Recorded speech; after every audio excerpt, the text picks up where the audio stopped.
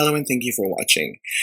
This was supposed to be a live presentation, but one of our teammates is currently in the hospital and he has a severe case of pneumonia. And he's having very difficult time breathing and speaking. So we encouraged him to record his sections, and that way he could definitely participate. And to help make him not feel uncomfortable, Claire and I also decided to record our parts so that it would be a cohesive presentation. But we are doing our healthcare operations final project, and we chose a project that is very real in hospitals today. Claire works in a bank and I work for a mental health organization.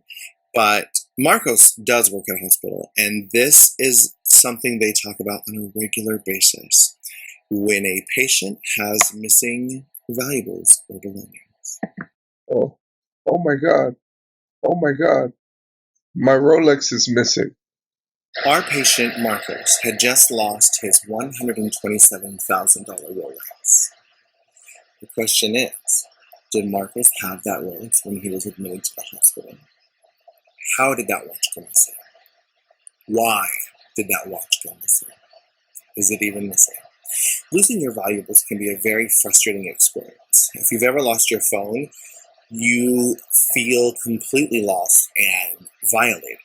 But imagine losing your valuables while you or a loved one is admitted into the hospital. You are there because you need help. And now your valuables and belongings.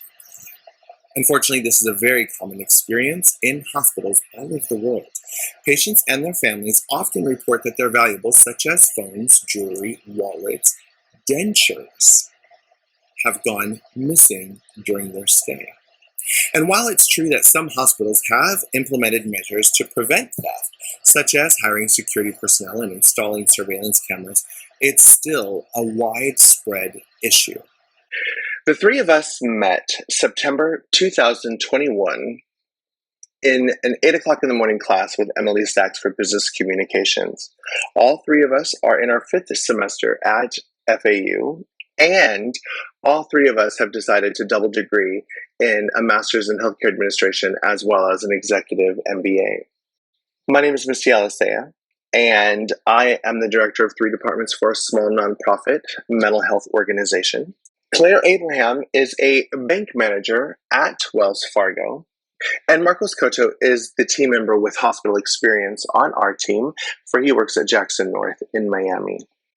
Again, thank you for inviting us to come and speak with you, and I hope you enjoy our presentation. For this presentation, we are going to lead you through our project chart. As everyone in this room knows, a project charter serves as a foundational document that sets the tone for the entire project.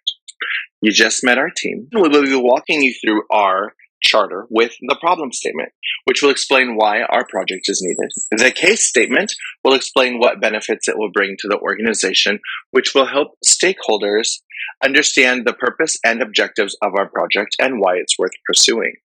The goal will describe the specific results that the project aims to achieve, and our scope will define the boundaries of our project, as well as the analysis that will be used to research the project. And our impact statement will describe the expected benefits of our project, including both tangible and intangible outcomes. Thank you, Misty. Our problem statement is the loss of personal belongings and valuables of patients in the hospital, leading to patient dissatisfaction, negative publicity, and hospital liabilities. Patients trust hospitals to keep their belongings safe while they're receiving treatment, and the loss of such belongings can hinder their recovery and lead to a decline of their overall experience of care. This issue has become a significant concern for hospitals across the country, and it is essential to take proactive steps to prevent such losses and ensure patient safety and satisfaction. So the business case will highlight 2 key benefits of this project. First, reducing loss and missing valuables, and second, improving HCAP scores. By implementing this project, the hospital can reduce the risk of loss of missing valuables through improved process and technology. This led to increased patient satisfaction and fewer legal claims, which will help the hospital protect his reputation. Additionally, it can also improve HCAP scores by providing a better experience to the patient and by enhancing communication between staff and patients. This will also increase the hospital reimbursement rate and enhance its reputation as a high-quality healthcare provider. To start addressing the issue of loss of valuables and belonging at the Memorial Jackson Hospital, we'll be using different tools and techniques to identify the root cause and develop effective solutions. These tools include an FMEA analysis, a fishbone diagram, and a process map. So now, Marcos will take us through the process map. In this process map, it shows a patient that presents in the emergency department. Once they're admitted, the nurse is concerned with the inventory of the valuables and belongings. As long as that patient is alert and oriented, that patient can sign for themselves on what we collect. If not, we could get the signature from two nurses and a witness. But when we do the inventory of the patient's valuables and belongings, we make sure we have a release of liability signed by them. This is called IMED consent form. And what this release of liability does holds the hospital harmless of any lost belongings or valuables, unless we in fact collected the item and actually lost it. Now, how do we know if we lost it or not? Well, the nurse does an inventory of all belongings and valuables. Sometimes the patients, they'll surrender their property. Sometimes they want to keep their property. Sometimes their cell phones and chargers that, those are must. Sometimes it's a purse or a book bag, things they would like to keep. These belongings they hold near and dear. Whereas other patients, they allow the nurses to collect those valuables and belongings, seal them in a safe or a locker room. Once these patients are discharged, we release those items back to the patient. If there is any discrepancies or complaints or losses, these things are usually resolved by risk management and or guest services, which help the patient come to a resolution. But the IMED consent form that we have the patient sign is very crucial because, again, that releases the hospital from any liability. In order to be completely fair when creating this fishbone analysis, I thought it would be best to consider all facets or all possibilities of who could be contributing to the error. So looking systemically, there of course could be staff issues, outdated technology, or communication between siloed departments. Environmental issues could be inadequate storage or poor lighting. Poor lighting could provide opportunity, as well as if somebody can't, they might have just missed it or left it on the counter and didn't notice it was still there. A simple oversight, possibly. There could be procedural issues. Can you read the labels properly? Was there an issue in creating the label or documenting the items? Is there theft? Is the theft from the patient? Could it be theft from staff members? Maybe the security needs to be tightened up. Maybe there are inadequate background checks on the employees. Staff negligence, lack of awareness, mistakes with handling, improper workload, and or maybe it was just simply misplaced. Patient negligence, of course, could be a thing. Bringing unnecessary items is definitely a thing. And or refusing to lock up your valuable items because you want them near you because they are dear. But when you're medicated and not conscious all of the time, you should definitely have your belongings locked up. Maybe patients are just confused and thought they had something they didn't bring with them. The common themes in all of these factors are the need for clear policies, proper training, attention to detail, and accountability. Whether the issue is systemic or procedural or theft or staff negligence or patient negligence, addressing all of these issues would require a multifaceted approach that would involve all members of the healthcare team. Clear policies and protocols can help establish a consistent approach to patient belongings and valuables. Management across the entire hospital would have to be involved, and this could help reduce the risk of confusion and errors. Proper training and education for staff as well as patients. Listen, if you don't give me your belongings, this is what could happen. This would ensure that everyone is aware of the policies and understand their role in protecting the patients and or their own belongings and valuables. Attention to detail is critical in preventing errors and catching potential issues early on. Staff members must be diligent in their documentation, labeling, and storing patient belongings and valuables properly. And patients must be aware of the importance of securing their belongings and valuables. Accountability is important to ensure that everyone takes their role in protecting patients' valuables and belongings seriously. Hospitals must hold staff members accountable for any errors or negligence that could result in the theft or loss of patients' belongings. Similarly, patients must also take responsibility for their own belongings and valuables while in the hospital. By focusing on these common themes, hospitals can work towards a culture that prioritizes patient belongings, valuables, and reduces the risk of their loss or theft. So the decision of conducting an FMEA analysis is strategic and it helps prioritize critical steps that require immediate attention.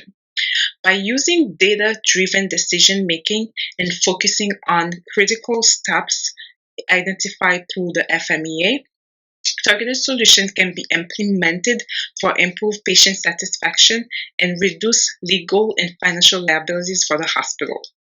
The approach involves understanding potential failure modes, their impact on patient and hospital, current control in place, and risk prioritization based on the RPN score.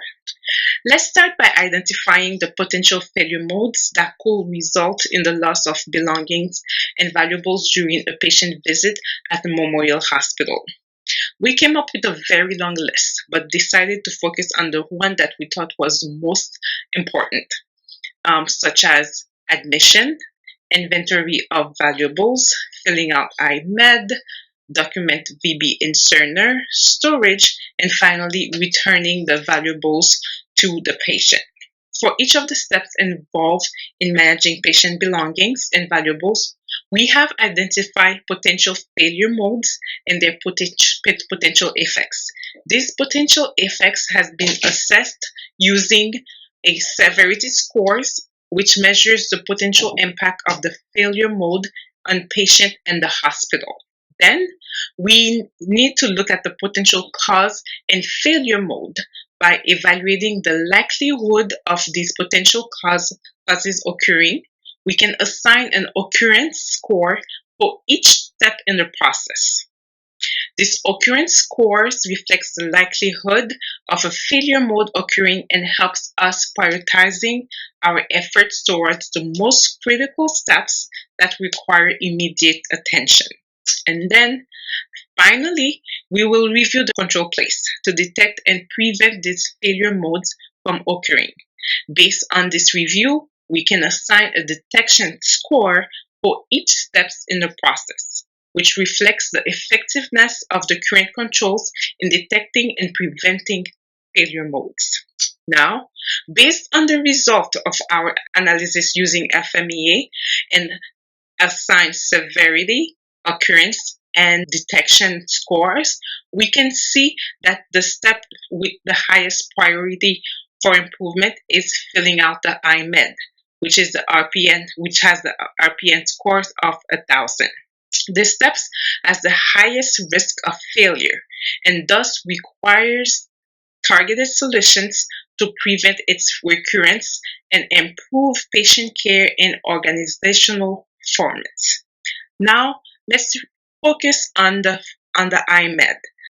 In this slide, you'll see Cerner, which is our EMR, electronic medical record system. Within Cerner, we have several software that we use. FirstNet is primarily used by the emergency department, whereas PowerChart is primarily used by inpatient setting. What this graph will show you is that the IMED and the ad hoc portion, the valuables and belongings process, are identical. The IMED being the release of liability form that the nurse must retrieve from the system and have the patient sign, and ad hoc being the actual inventory checklist that the nurse must go into and inventory the items, belongings, and valuables. But in PowerChart, the IMED and ad hoc is shown on a task list, which reminds the nurse that this process must take place. Whereas on FirstNet, this does not happen. The nurse literally would have to go off of memory to know that they must collect the inventory list, valuables, and belongings is something that you're trained to do and something that you always would have to remember. So this is something we identified as a fail point and something that needed to be corrected. So ultimately, what is our goal? Our goal is 100% compliance on completing the IMED. How do we get there? Well, we can't just think that our nurses are always going to remember with 1,000 things to do to collect the IMED consent and the ad hoc inventory. The task list on PowerChart sets the nurse up for success by reminding them that this task must be done. Whereas FirstNet, they must go off of memory. So our goal is to make sure that the nurses are reminded through task list that these tasks must be completed. Therefore, this will reduce the amount of liability that the hospital will have in the future. On the next few slides, you'll see we provided some screenshots of the ad hoc portion of the valuables and belongings search. The nurse has the ability to search for property that a patient may have in the hospital's possession. They also can see where the items are itemized. This is where you would put the individual clothings and personal items. On this slide, you can see that the valuables are really broken down to the individual items, cell phones, money, any kind of jewelries, even luggage or religious items. And on this slide, it verifies the belongings, who the belongings are listed by, if they're labeled, and what's happening with the belongings in this transaction. Are they being released? Are they at bedside? Or are they being sent home?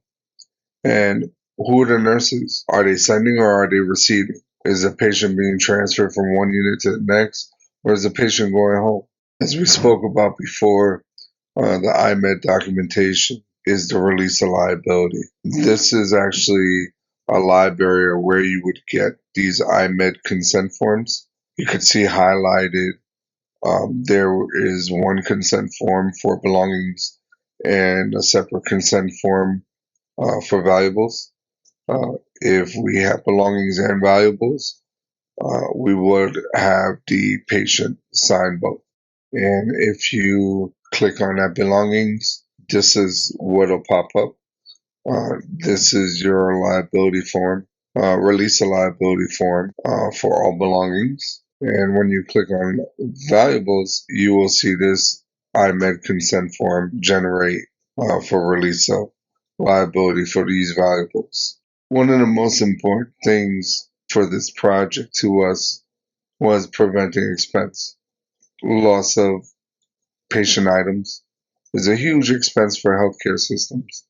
This location alone lost $5,250 in 2020, $1,560 in 21, and over $10,000 in 22. We propose that Hard Stop is set up in FirstNet, not only a hard stop, but this task, completing the IMED, consent form, release of liability, and the ad hoc portion of adding all the valuables. We propose that IT go ahead and make sure that this is on the task list. By doing so, it creates a hard stop where the task, unless completed, cannot be bypassed or forgotten, since a lot of times the nurses must go off of memory to even realize that they have to collect these items and complete these tasks with the patient. For $5,000 to $8,000, IT could accomplish this. And on a bigger scale, I was unable to get the numbers for the entire healthcare system. We only have approximately 300 beds, but the entire healthcare system has over 1,500. So this would improve the losses for the entire healthcare system. Release the hospital from at least 90% of their current liability when having to make these payouts. In addition to our recommendation of adding IMED and ad hoc to the First Net task list, we also recommend that IT adds a receipt to the IMED signed by the patient. Patients are admitted to the hospital, they often have to give up control of their belongings and their valuables. This can be a source of anxiety and discomfort to patients. Many worry about the safety and security of their possessions while they are in the hospital. To put them at ease, we can provide a printed, itemized receipt for the customer when they provide their wet signature. That way, patients can know and feel secure and confident that their possessions are being handled with high-quality care and customer service, because it says here, my items, my dress, my underwear, my pair of sandals, my watch, my earrings, and my wedding ring are all going to be returned to me. I gave them to you, and I can see here that you took them. That way, you'll give them back. And heaven forbid there will be an employee that is involved in fraud and or accidentally misplacing things to find it on their own later. That could also limit that, because the employees will definitely know that there's an itemized receipt and that paper trail will be followed. How will our recommendations impact the hospital as a whole? Our main focus is to save the hospital money and liabilities from replacing lost items or paying for lawyers and settlements and lawsuits. However, lost or replaced belongings and valuables can also lead to increased costs for patients. For now, the patient has to go and replace their lost or stolen item. We also want to prevent negative publicity from decreased customer satisfaction due to their lost items. So again, we are suggesting to force a hard stop for IMED to inventory all the patient's valuables and belongings, both documenting and agreeing on what items will be held or locked up. Patients can now review and confirm this information, which can help avoid misunderstandings or disputes about lost or stolen items. No, Marcos, you didn't have that $127,000 watch when you came into the hospital. Ultimately, this will lead to the reduction of costs for both parties. Thank you so much for listening. And I have no idea how this is going to feel with me standing in front of the room with Claire watching us on TV. But we are now here for your questions, and we'll be glad to answer any of them. But I hope that this presentation has helped you to understand the importance of this project and its potential impact. And who knows, maybe we can help change hospitals across the nation.